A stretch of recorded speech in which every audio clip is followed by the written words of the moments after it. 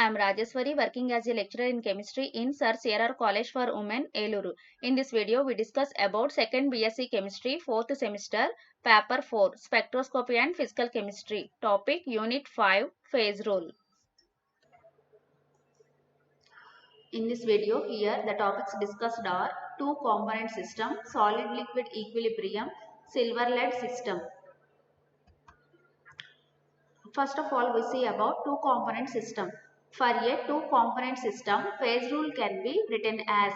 So, two-component system తీసుకుంటే దానికి phase rule ని మనము ఎట్లా రాసుకోవచ్చు అంటే phase rule ఈక్వేషన్ వచ్చి F is equal to C minus P plus 2 అని మనకు తెలుసు.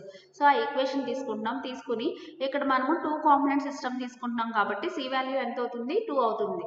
సో, 2 సబ్స్టిట్యూట్ చేసుకుంటున్నాం C ప్లేస్ లో. సబ్స్టిట్యూట్ చేసుకున్నప్పుడు మనకు ఎట్లా వస్తుంది phase rule ఈక్వేషన్ అంటే F is equal to 2 minus P plus 2. which is equal to 4 minus P.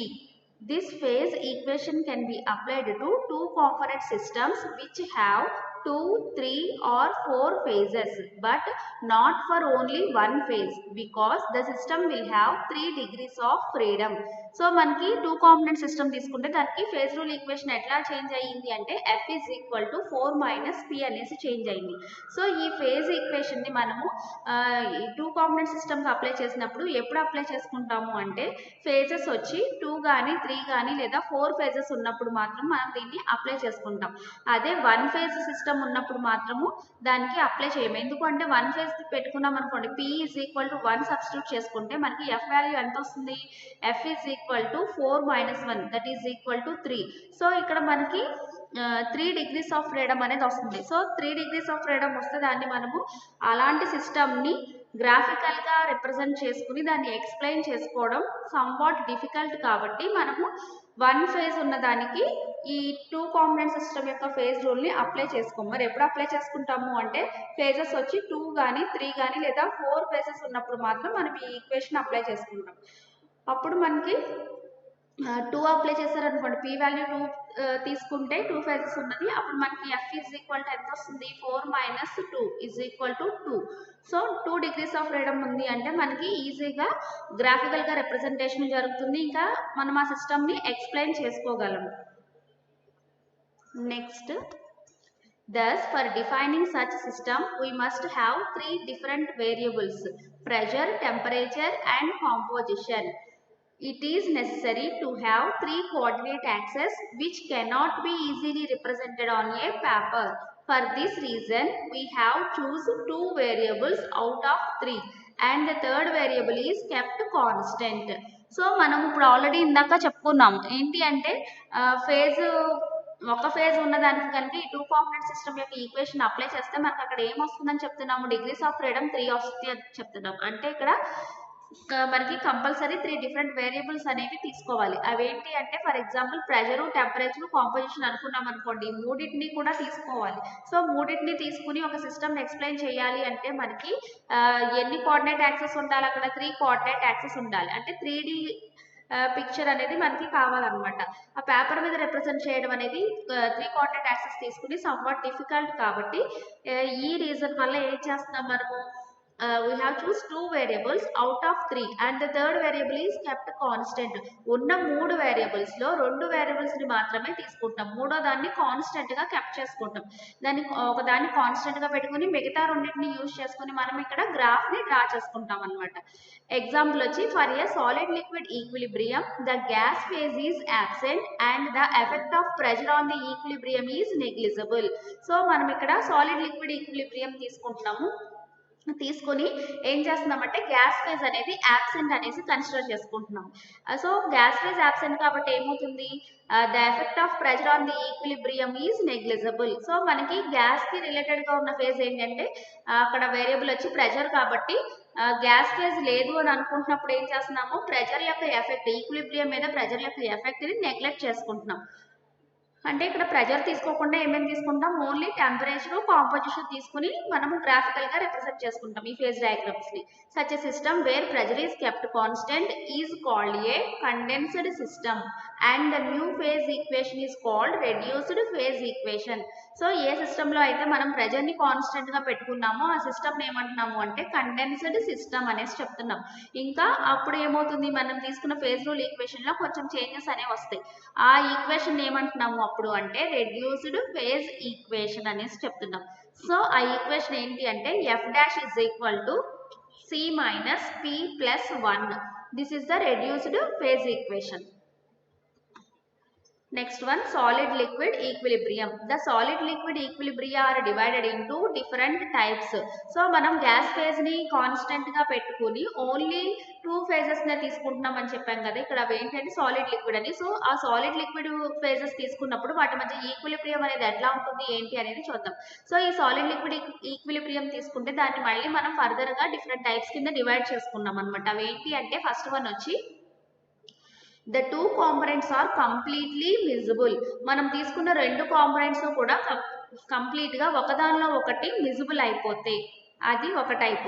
Next second one వచ్చి the two components are partially miscible. మనం తీసుకున్న 2 కాంపోనెంట్స్ ఒకదానిలో ఒకటి ఓన్లీ జస్ట్ పార్షియల్ గా మాత్రమే మిజిబుల్ అయితే, అంటే పార్షియల్లీ సాల్యుబుల్ అయితే. నెక్స్ట్ థర్డ్ వన్ వచ్చి the two components are immiscible. తీసుకున్న రెండు కాంపోనెంట్స్ అసలు ఒకదానిలో ఒకటి మిజిబుల్ అవ్వవు అనమాట, అంటే ఇమ్మిజిబుల్, అసలు సాల్యుబుల్ ఏమీ అవ్వకుండా అలాగే ఉంటాయి అని. మొత్తం ఇలాగా 3 టైప్స్ కింద డివైడ్ చేసుకున్నాం. Type 1 is important and further divided into different types. So ఈ మూడిట్లో ఫస్ట్ వన్ అనేది ఇంపార్టెంట్ వన్, మళ్ళీ దాన్ని ఫర్దర్ గా డివైడ్ చేస్తారు. సో అవి ఏంటంటే the two components do not form any compound and on solidification they simply form a mixture known as eutectic mixture. So ఇక్కడ ఏంటంటే మనం తీసుకున్న రెండు కాంపోనెంట్స్ కూడా ఎలా ఉంటాయని తీసుకుంటున్నాం, ఫస్ట్ కేసు తీసుకుంటున్నాం కాబట్టి మిజిబుల్ అనేసి తీసుకుంటున్నాం. సో మిజిబుల్ అయినప్పుడు ఏంటి అంటే అవి ఏ కాంపౌండ్ ని కూడా ఫామ్ చేయవు.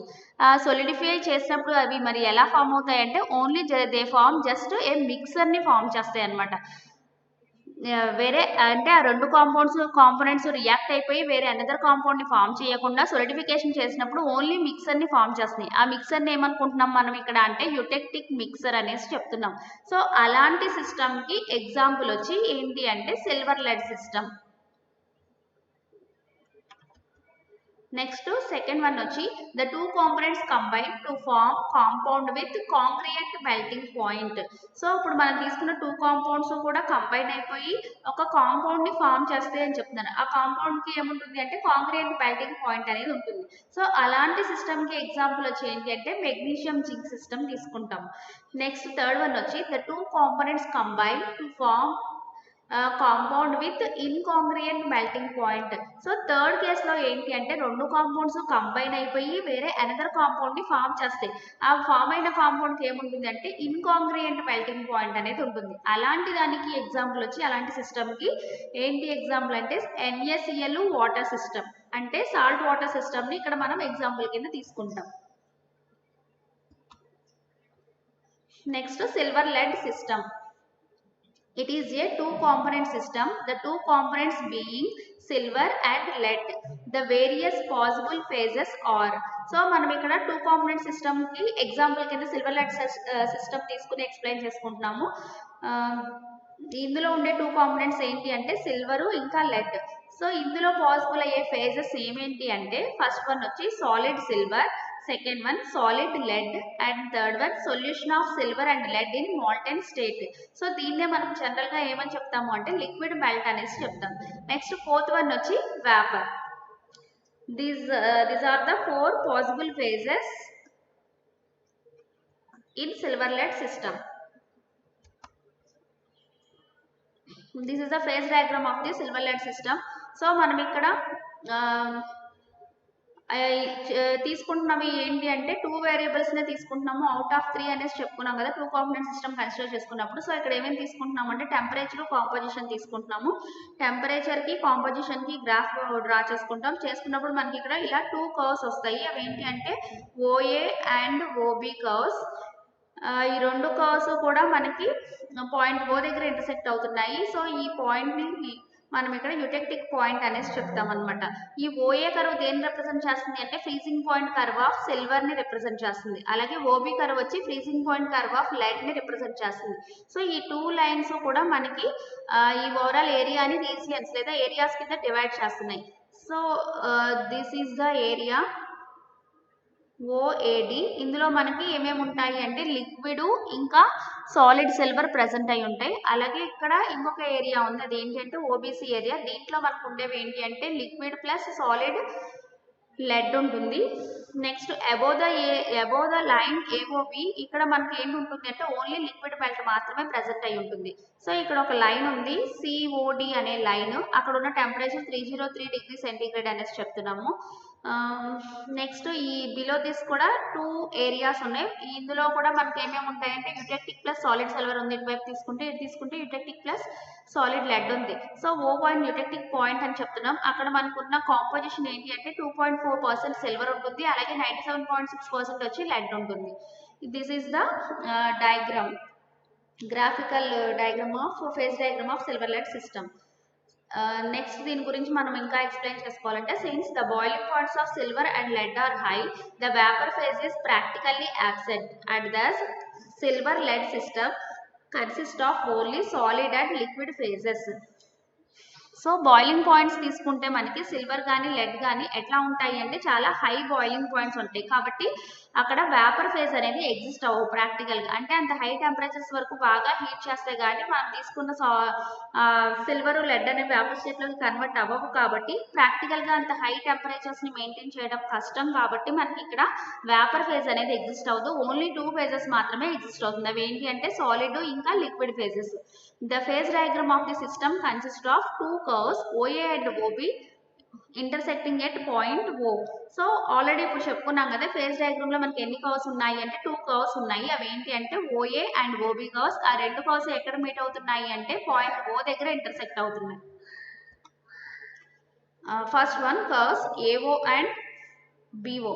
ఫస్ట్ కర్వ్స్ గురించి చెప్పుకుంటే మనకి 2 కర్వ్స్ ఉన్నాయి అనుకున్నాం కదా, అవి ఏంటంటే OA అండ్ OB అనుకున్నాము, లేదంటే AO అండ్ BO ఏదైనా అనుకోవచ్చు. Point A represents the melting point of the pure silver.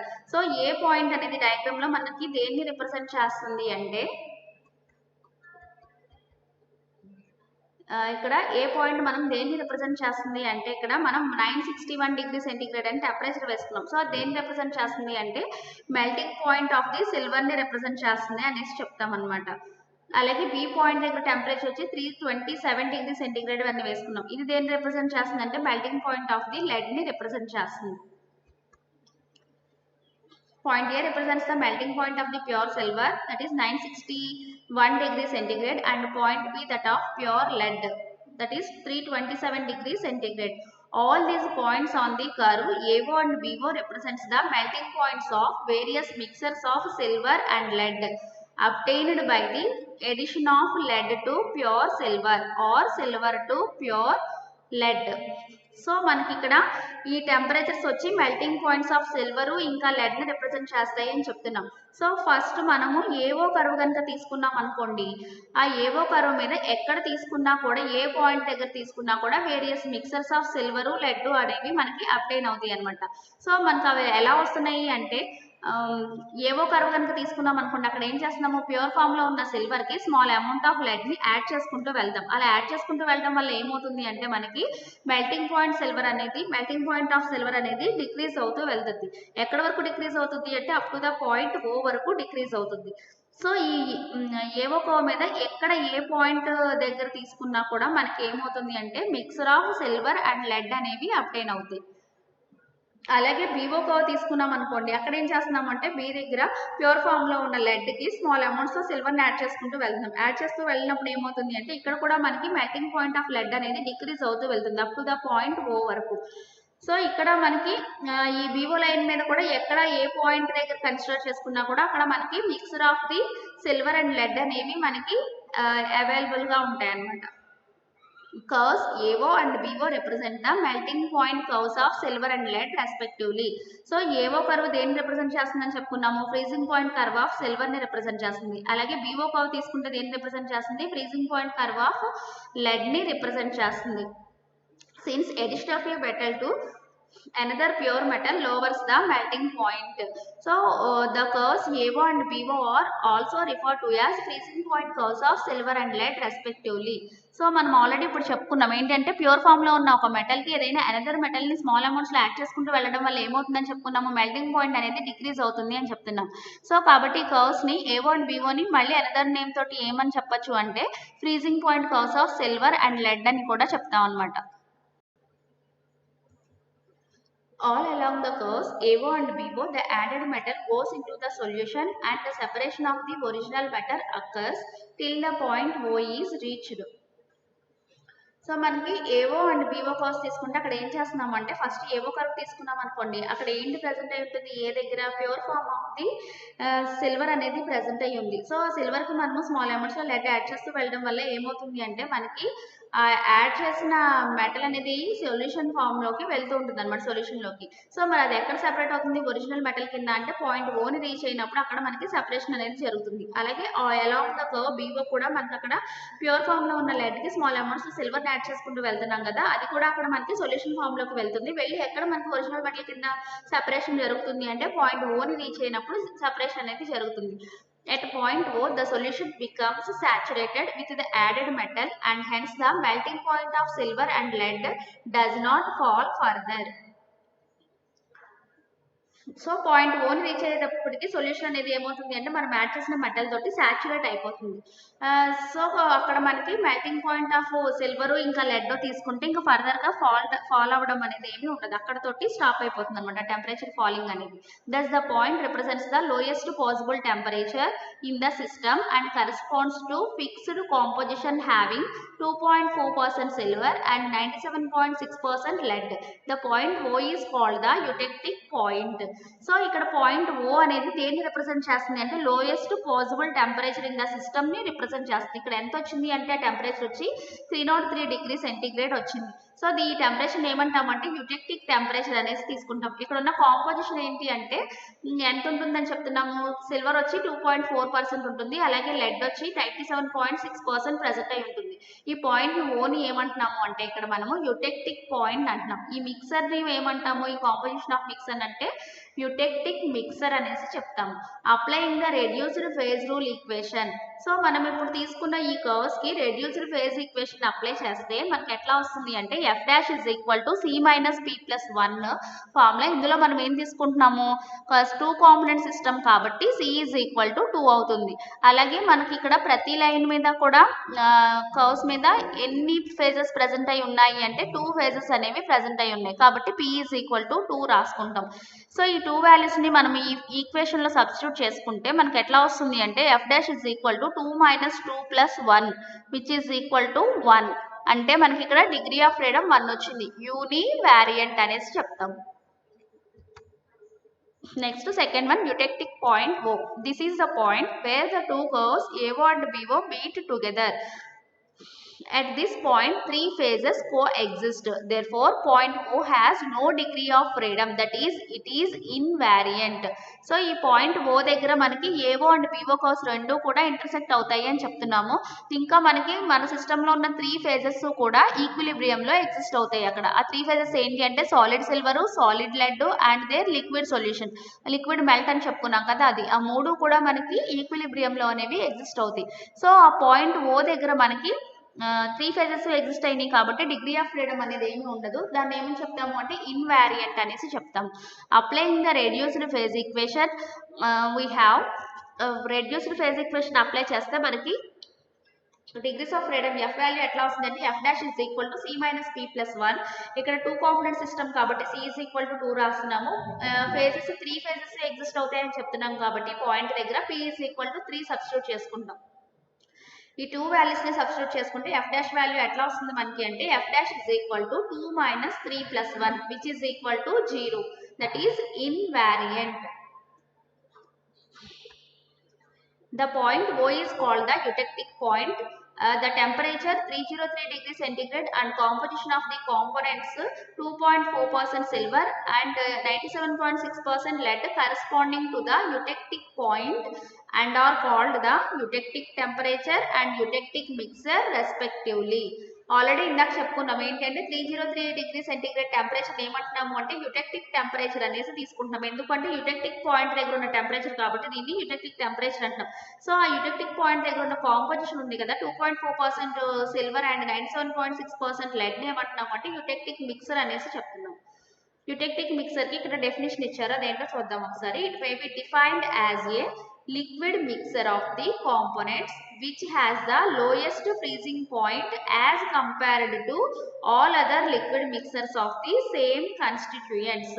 So మనకి యుటెక్టిక్ మిక్సర్ని ఎలా డిఫైన్ చేసుకుంటున్నాము ఇక్కడ అంటే ఎలా డిఫైన్ చేస్తున్నారు, it is a liquid mixer అనేసి చెప్తున్నాం of the components which has the lowest freezing point as compared to all other liquid mixtures of the same constituents. So ఇక్కడ మనము యుటెక్టిక్ మిక్సర్ ని లిక్విడ్ మిక్సర్ అంటున్నాం కదా, మనం తీసుకున్న కాంపోనెంట్స్ యొక్క లిక్విడ్ మిక్సర్ దేనికైతే అక్కడ మనకి లోయెస్ట్ ఫ్రీజింగ్ పాయింట్ ఉంటుందో మిగతా లిక్విడ్ మిక్సర్స్ తోటి కంపేర్ చేసుకుంటే ఆ సేమ్ కన్స్టిట్యూయెంట్స్ యొక్క మిగతా లిక్విడ్ మిక్సర్స్ తో కంపేర్ చేసినప్పుడు దేనికైతే లోయెస్ట్ ఫ్రీజింగ్ పాయింట్ ఉంటుందో ఆ లిక్విడ్ మిక్సర్ ని మనము యుటెక్టిక్ మిక్సర్ అనేసి చెప్తాం. Next, third one, areas. There are 3 areas above the line COD and 2 areas below the line COD. ఇందాక ఆల్రెడీ ఒక లైన్ అని చెప్పుకున్నాము, సిఓడి లైన్ ఉంటుంది యుటెక్టిక్ పాయింట్ దగ్గరని. ఆ లైన్ కి పైన తీసుకుంటే మనకి 3 ఏరియాస్ ప్రెజెంట్ అయ్యి ఉన్నాయి, కింద తీసుకున్నప్పుడు 2 ఏరియాస్ అనేవి ప్రెజెంట్ అయ్యి ఉన్నాయి.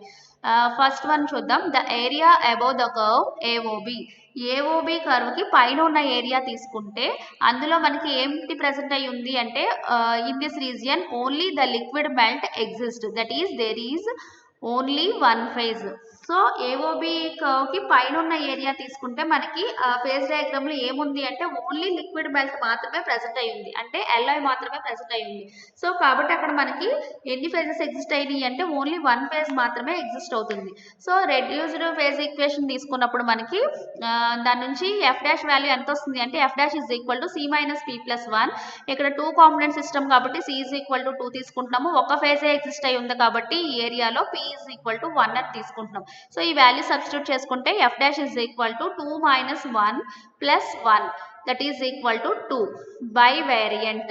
So above the curve A O B తీసుకుంటే ఆ ఏరియాకి మనకి ఎన్ని డిగ్రీస్ ఆఫ్ ఫ్రీడమ్స్ కావాలి, దాన్ని ఎక్స్ప్లెయిన్ చేయాలి అంటే 2 డిగ్రీస్ ఆఫ్ ఫ్రీడమ్స్ అనేవి కావాలి. Next, the area AOD. This region has solid, silver and liquid melt, that is there are 2 phases.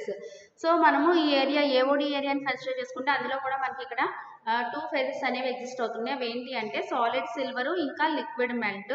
Reduced phase equation apply చేస్తే మనకి ఎట్లా వస్తుందంటే F dash is equal to C minus P plus 1. ఇక్కడ 2 component system కాబట్టి C is equal to 2 substitute చేసుకుంటున్నాము. ఎన్ని phases present అయి ఉన్నాయి, ఇందులో 2 ఫేజెస్ ప్రెజెంట్ అయి ఉన్నాయి కాబట్టి పి ఈజ్ ఈక్వల్ టు 2 అనేసి సబ్స్టిట్యూట్ చేసుకుంటాం. అప్పుడు మనకి ఎఫ్ డాష్ వాల్యూ ఎట్లా వస్తుందంటే F dash is equal to 2 minus 2 plus 1 that is equal to 1 uni variant. Next, the area VOC. This region has solid lead and liquid melt, that is there are 2 phases. So ఈ VOC area తీసుకుంటే అక్కడ కూడా మనకి 2 phases అనేవి present అయి ఉన్నాయి. అవి ఏంటి అంటే సాలిడ్ లెడ్ ఇంకా liquid melt. So reduced phase equation తీసుకుంటే మనకి F dash is equal to C minus P plus 1, C is equal to 2 and P ఇక్కడ 2 ఫేజెస్ ప్రెజెంట్ అయి ఉన్నాయి కాబట్టి P is equal to 2 substitute చేసుకున్నప్పుడు ఎఫ్ డాష్ వాల్యూ ఎట్లా వస్తుంది అంటే F dash is equal to 2 minus 2 plus 1 that is equal to 1 univariant. Next, the areas DOE and COE. These areas are present below the line COD. COD line కింద మనకి 2 areas ఉంటాయి అని చెప్పాం కదా, areas ఏమనుకుంటున్నాము DOE and COE అనుకున్నాము. ఈ 2 areas లో కూడా మనకి ఎన్ని ఫేజెస్ ప్రెజెంట్ అయి ఉంటాయి అంటే 2 ఫేజెస్ అనేవి ప్రెజెంట్ అయి ఉన్నాయి. Both areas have 2 phases, that is solid silver plus eutectic in the area DOE and solid lead plus eutectic in the area COE. So DOE ఏరియాలో మనకి 2 ఫేజెస్ ప్రెజెంట్ అయి ఉన్నాయి. అవి ఏంటి అంటే సాలిడ్ సిల్వర్ ప్లస్ యూటెక్టిక్. అలాగే COE ఏరియాలో మనకి 2 ఫేజెస్ ప్రెజెంట్ అయి ఉన్నాయి. అవి ఏంటి అంటే solid lead plus eutectic. Applying the reduced phase equation rule, phase rule equation apply చేసినప్పుడు రెడ్యూస్డ్ ఫేజ్ ఈక్వేషన్ ఎట్లా వస్తుంది మనకి ఎఫ్ డాష్ వాల్యూ అంటే F dash is equal to C minus P plus 1 that is equal to C is equal to 2 substitute చేసుకుంటున్నాము. ఇక్కడ కూడా phases 2 కాబట్టి P is equal to 2 substitute చేసుకుంటాం. అప్పుడు F dash is equal to 2 minus 2 plus 1, that is equal to 1. Univariant. Next, application of silver lead system in the desilverization of lead. So ఇక్కడ ఏంటి అంటే మనకి సిల్వర్ లెడ్ సిస్టమ్ని దేనికి use చేసుకుంటున్నాము అంటే డీసిల్వరైజేషన్ ఆఫ్ లెడ్కి యూజ్ చేస్తాం అనమాట. Galena is usually associated with silver. During the extraction of lead from galena, a very small amount of silver remains associated with lead because silver is soluble in lead to some extent. Galena అనేది ఏంటి అంటే it is one of the ore. So ఇక్కడ ఇందులో ఏముంటుంది అంటే జనరల్గా galena అనేది silver తోటి అసోసియేట్ అయ్యి ఉంటుంది అనమాట. During the extraction of lead from galena నుంచి లెడ్ని ఎక్స్ట్రాక్ట్ చేసుకోవాలి అంటే మనకి దాంతో పాటుగా స్మాల్ అమౌంట్స్లో సిల్వర్ కూడా అసోసియేట్ అయ్యి వస్తుంది అనమాట. ఎందుకు అంటే సిల్వర్ అనేది లెడ్లో సమ్ ఎక్స్టెంట్ అనేది సాల్యుబుల్ అవుతుంది కాబట్టి మనకి లెడ్తో పాటుగా సిల్వర్ కూడా అసోసియేట్ అయ్యి ఉంటుంది. సో ఆ లెడ్ నుంచి ఉన్న సిల్వర్ని డీసిల్వరైజేషన్ చేయడం కోసం మనకి ఇక్కడ సిల్వర్ లెడ్ సిస్టమ్ అనేది యూజ్ అవుతుంది. This is the diagram of cooling of melt of argentiferous lead. So ఇక్కడ మనము ఏం తీసుకుంటున్నాము అంటే కూలింగ్ చేస్తూ ఉంటే మెల్ట్లో నుంచి సాలిడ్ లెడ్ అనేది సపరేట్ అవుతూ వెళ్తూ ఉంటుంది అనమాట. ఫస్ట్ ఇక్కడ దీన్ని ఏం రిప్రజెంట్ చేస్తుందంటే melt of argentiferous lead only solution ఫామ్లో ఉంది. నెక్స్ట్ మనం కూలింగ్ ఇంక్రీజ్ చేసుకుంటూ వెళ్తుంటే ఏమవుతుంది అంటే సాలిడ్ లెడ్ అనేది సెపరేషన్ అనేది జరుగుతుంది. ఇంకా ఇంక్రీజ్ అయితే దీని అమౌంట్ స్లోగా పెరుగుతుంది. ఫైనల్కి వచ్చేసరికి ఏమవుతుందంటే లిక్విడ్ మెల్ట్లో నుంచి అంతా కూడా మనకి సాలిడ్ ఫామ్లోకి కన్వర్ట్ అయిపోతుంది. ఆ ఉన్న దాంట్లో ఫైనల్ స్టేజ్లో మనకి ఎంత లెడ్ వస్తుంది అంటే 97.6% లెడ్ అనేది వస్తుంది. ఇంకా సిల్వర్ వచ్చి 2.4% వస్తుంది. అమౌంట్ ఆఫ్ సాలిడ్ లెడ్ అనేది ఇంక్రీజ్ అవుతూ ఉంటుంది. Amount of silver in melt అనేది ఇంక్రీజ్ అవుతుంది. మెల్ట్లో వచ్చేసరికి సిల్వర్ పర్సంటేజ్ ఇంక్రీజ్ అవుతుంది. The lead thus obtained is known as argentiferrous lead. The process of removing these traces of silver from argentiferrous lead is known as desilverization of lead and is based on the silver lead phase diagram. So itla manaki సిల్వర్తో పాటు అవైలబుల్గా ఉన్న లెడ్ని ఏమంటున్నాము అంటే అర్జెంటిఫెరస్ lead అంటున్నాము.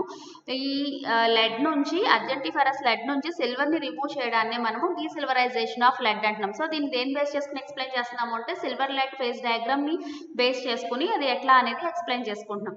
Let the point X represent the system molten lead on the diagram. So మనము silver lead phase diagram తీసుకుంటే అక్కడ మనం చెప్పుకున్న లైన్స్ కర్వ్స్తో పాటుగా ఇంకొక XY లైన్ కూడా కనిపిస్తుంది అనమాట. ఒకసారి డయాగ్రామ్ చూడండి. XY లైన్ కనిపిస్తుంది డాటెడ్ లైన్స్ తో రిప్రజెంట్ చేసి. X అనేది దేన్ని రిప్రజెంట్ చేస్తుంది అంటే మాల్టెన్ లెడ్ ని రిప్రజెంట్ చేస్తుంది డయాగ్రామ్ లో. It is then allowed to cool. The temperature of the melt will fall among the line XY. So ఆ మాల్టెన్ లెడ్ ఉన్నదాన్ని ఏం చేస్తున్నాము అంటే మనం కూలింగ్ అనేది చేసుకుంటూ వెళ్తున్నాం. స్లోగా కూల్ చేస్తూ వెళ్తూ ఉన్నప్పుడు ఏమవుతుంది అంటే టెంపరేచర్ అనేది డిక్రీజ్ అవుతూ వెళ్తుంది along the line XY. X నుంచి టెంపరేచర్ ఎక్కడికి ఫాల్ అయింది Y వరకు ఫాల్ అయింది అనమాట. As soon as the point Y is reached, lead will begin to crystallize out and the solution will contain increasing amount of silver. Point Y ని reach అయినప్పుడు అక్కడ మనకి లెడ్ అనేది ఏమవుతుంది క్రిస్టల్స్ కింద కన్వర్ట్ అవ్వడం స్టార్ట్ అవుతుంది. సో అక్కడ ఏమవుతుంది అంటే సొల్యూషన్లో మనకి దేని పర్సంటేజ్ ఎక్కువగా ఉంటుంది అంటే ఇంకా సిల్వర్ పర్సంటేజ్ అనేది ఎక్కువగా ఉంటుంది. Further cooling will shift the system along the line YO. Lead continues to separate out and is constantly removed. So ఇంకా మనం ఫర్దర్గా కూల్ చేస్తూ ఉంటే Y పాయింట్కి రీచ్ అయిన తర్వాత కూడా ఏమవుతుంది అంటే YO లైన్ అనేది కంటిన్యూ అవుతుంది. Y నుంచి O వరకు ఆ సిస్టమ్ వెళ్తుంది. సో అక్కడ ఏమవుతుంది అంటే మనకి లెడ్ అనేది కంప్లీట్గా క్రిస్టలైజేషన్ అవ్వడం అనేది క్రిస్టల్స్ కింద కన్వర్ట్ అవుతుంది. ఆ క్రిస్టల్స్ని మనం ఏం చేసుకుంటామంటే బై మీన్స్ ఆఫ్ లాడల్స్ తోటి సపరేట్ చేసుకుంటూ ఉంటాం అనమాట.